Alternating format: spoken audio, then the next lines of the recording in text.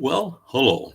This is Bishop Udell, and I'm sharing with you a world missions article written by James O. Baker of Union Gospel Press. Okay, let's see. Let me share this with you. It talks about something happened in Papua New Guinea some years ago.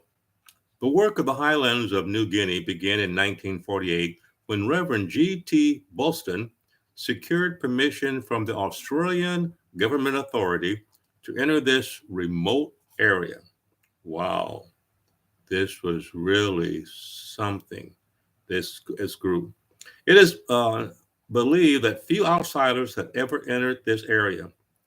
He was told that while the people were friendly, they were also cannibals.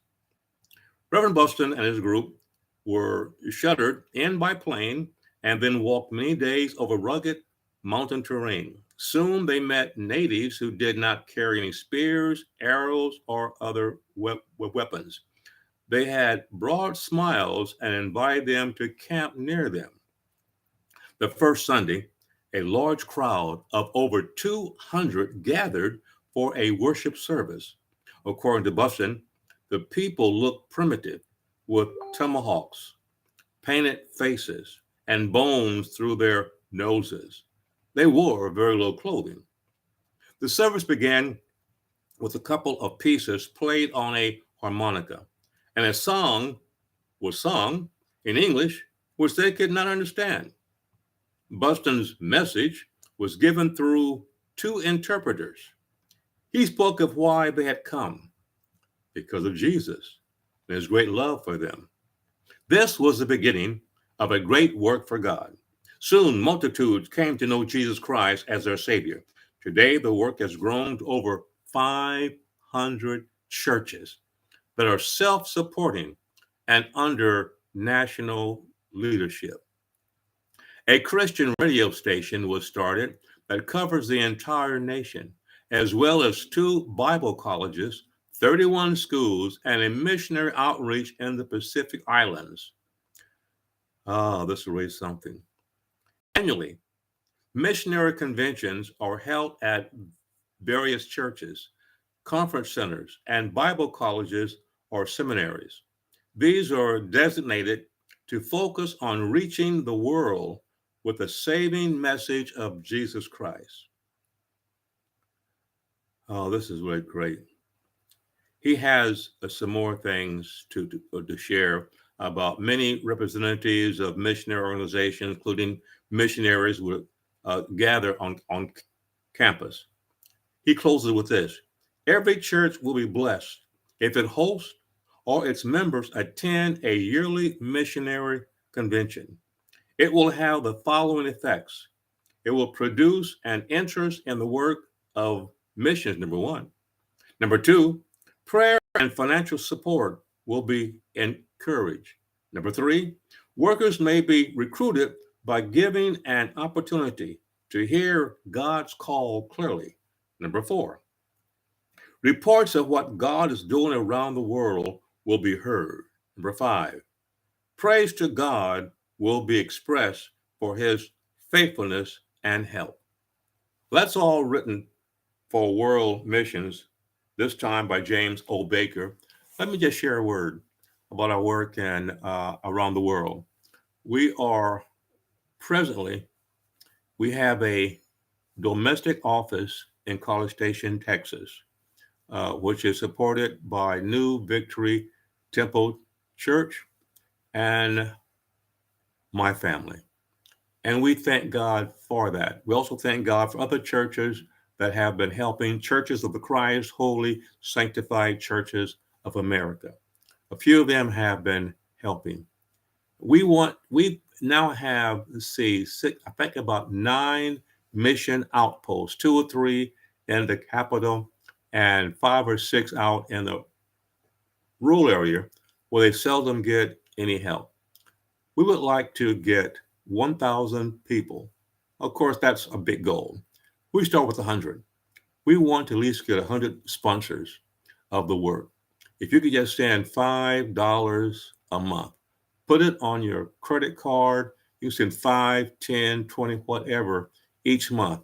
That will go a long ways to help in the work that we do to encourage and train the leaders on the mission field. And they're having a hard time because malaria, lack of jobs. They look for income not from their government. They're not like the United States and others.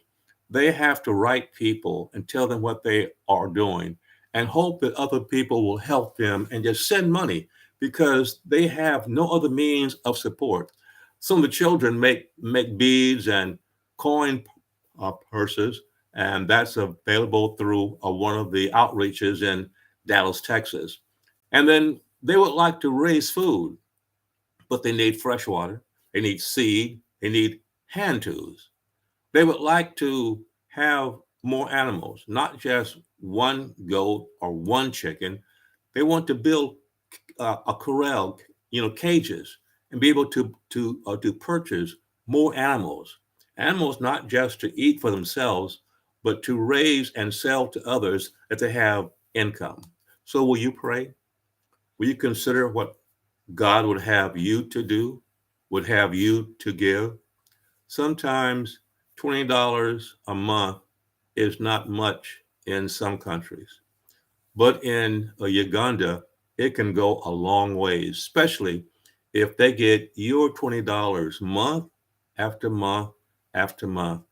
And then you're going to feel so blessed when you discover they'll have now children sponsor to get their clothes and food and health care. They will have farms raising food and animals for themselves.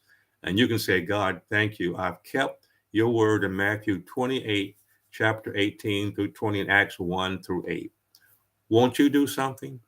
Won't you consider helping our brothers and sisters around the world who are on the front lines?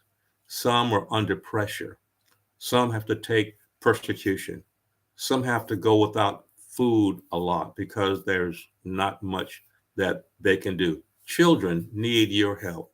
Will you help them today? Will you consider sending $20 a month? Now, some of you can send more, and some of you watching may want to just send a one time amount and see what happens. We thank one brother on the East Coast who several times have sent large amounts of money to help this one mission station become a prototype so other places can see this is what they're doing, this is what we want to do, and they'll have a pattern. So please consider helping our mission stations around the world. We have calls from all over Africa, and we have contacts in the Philippines and India, Israel, other places, China. There's a young girl there wants to build a school for children. In her area, no one ever goes to school. She was blessed to come to the USA and get training. Now she's back doing some work and wants to build a school for children that never will have a chance to attend school. Won't you help her? We have friends in Puerto Rico and Mexico who would like to partner with us. We want to partner with them as well. We want to be a conduit of blessings. So as you give to us, we want to give to the mission field overseas and continue to develop a better way to have this mission outpost in College Station. We need better equipment ourselves, but right now almost all the money goes to the field. If you're interested, you can just contact New Victory Temple Church in College Station there on the web. Until we share another World Missions Report from Union Gospel Press, may the good Lord bless you and keep you is our prayer. God bless.